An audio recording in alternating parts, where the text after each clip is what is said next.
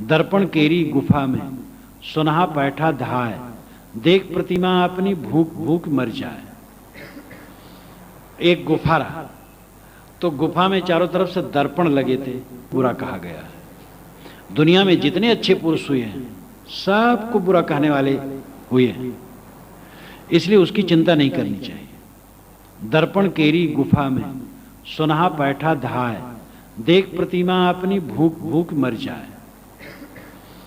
एक गुफा रहा, तो गुफा में चारों तरफ से दर्पण लगे थे। कुत्ता घुस गया तो देखिए अपनी परछाई, समझा दूसरे कुत्ते। कुत्तों को स्वभाव है दूसरे कुत्तों को देख करके भूखना, और वो भूखा और भूखते भूखते मर गया। उसी में प्रतिध्वनि आई, उधर से भी लगा भूख रहा है, भूखते भूखते मर गया। ये अन्योक्ति अलंकार है।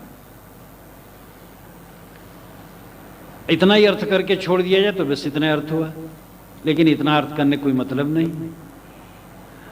ये दर्पण की गुफा हमारा हृदय है, और इसमें हम घुस करके अपनी परछाई को देख करके भूखते हैं।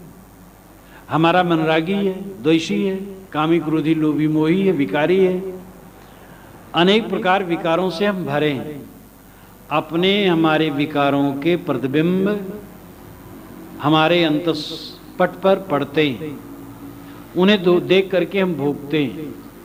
हमारी अपनी कमजोरी दूसरे में हम आरोपित करते हैं। एक शहर में एक सज्जन ने मुझसे कहा था कि महाराज मैं यहाँ घर बेच के चला जाऊँगा, यहाँ हमें चारों तरफ लोग ऐसे खा जाना चाहते हैं। मैंने कहा आप बिल्कुल भ्रम में हैं, आप जहाँ जा कर के बसेंगे वहाँ भी खाने वाले आपको तैयार हो जाए। कहा जाता है कि एक सज्जन एक गांव में गए और गांव के बाहर एक बूढ़ा बैठा था। बूढ़े से कहा कि बाबा मैं यहाँ घर बनाना चाहता हूँ, रहना चाहता, जमीन खरीद करके, क्या संभव है? कि बिल्कुल बेटा संभव है, जमीन मिल जाएगी, घर बनाओ, बड़ी खुशी है। कहे लेकिन आप वहाँ छोड़ना क्यों चाहते जहाँ रहते हैं? कहे महाराज वहाँ बहुत दुष्ट लोग बसते हैं। कहे भैया तो वहाँ से ज़्यादा यहाँ दुष्ट है, यहाँ नहीं है, आप बसिए। वो चला गया।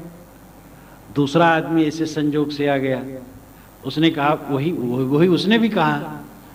तो बूढ़े ने कहा कि तुम वो गांव क्यों छोड़ रहे हो? कहे गांव छोड़ने तो और कोई बात नहीं है। कहे वहां के लोग कैसे? कहे लोग तो बड़े सज्जन हैं, लेकिन हमारी कुछ स्थिति ऐसी है कि वहां हम छोड़ना चाहते हैं। कहे तो ठीक है, यहाँ आओ, वहां से भी यहाँ ज्यादा सज्जन मिलेंगे आप। तो एक दूसरे व्यक्ति ने पूछा बाबा आपने उसको ऐसा उत्तर दिया, इसको ऐसा उत्तर दिया।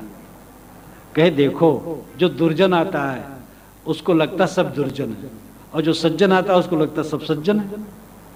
एक महात्मा एकांत में बैठे ध्यान में प्रातः, तो एक चोर निकला। वो कहा कोई चोर है, ये चोरी के लिए बैठा है।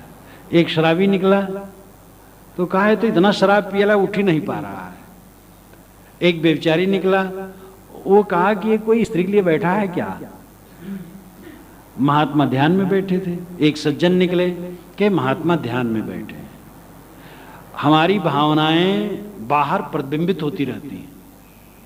हम जैसे होते हैं संसार वैसे प्रतीत होता रहता है।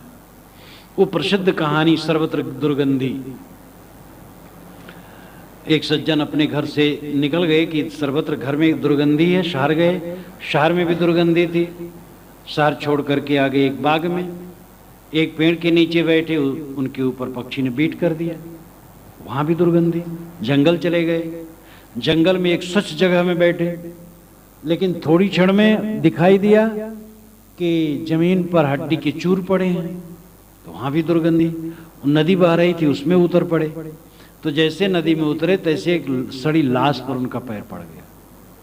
कहा थल में भी दुर्गंधी, जल में भी दुर्गंधी, गांव में दुर्गंधी, शहर में दुर्गंधी, सर्वत्र दुर्गंधी।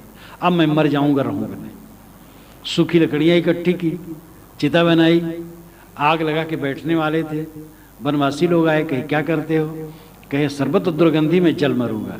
कहे यार जलना है तो अलग जाके जलो, यहाँ जलोगे कितना गंधा होगे। कहे यार जीवन में दुर्गंधी छुटकारा नहीं, मरने पर भी नहीं। तो कमबख्त दिल अगर हमारा है तो न तो मिलन में आनंद है न जुदाई में आनंद है। और मन हमारा बस में हो जाए, मन पवित्र हो जाए तो सब समय आनंद ही आनंद है।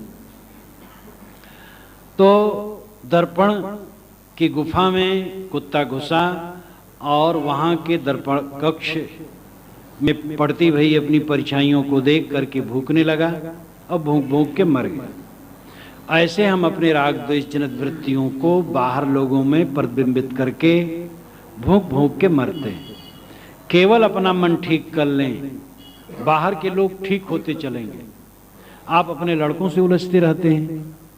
अब लड़कों का अपना स्वभाव है, विचार है, समझौता करना सीखो। जितना उलझोगे समझ लो लड़का और उलझेगा। पत्नी से जितना उलझोगे पत्नी और आपसे तनेगी, और पत्नी पति से जितना उलझेगी तो पति भी और सावधान होगा। अब जहां एक घर में हो सावधानी सावधाना चल रहा है, कहां आनंद है? दूध पानी की तरह घुल मिल करके रहने में आनंद है। इसलिए अपने चित्त को साफ करो, तब बाहर सर्वत्र सफाई दिखाई देगी।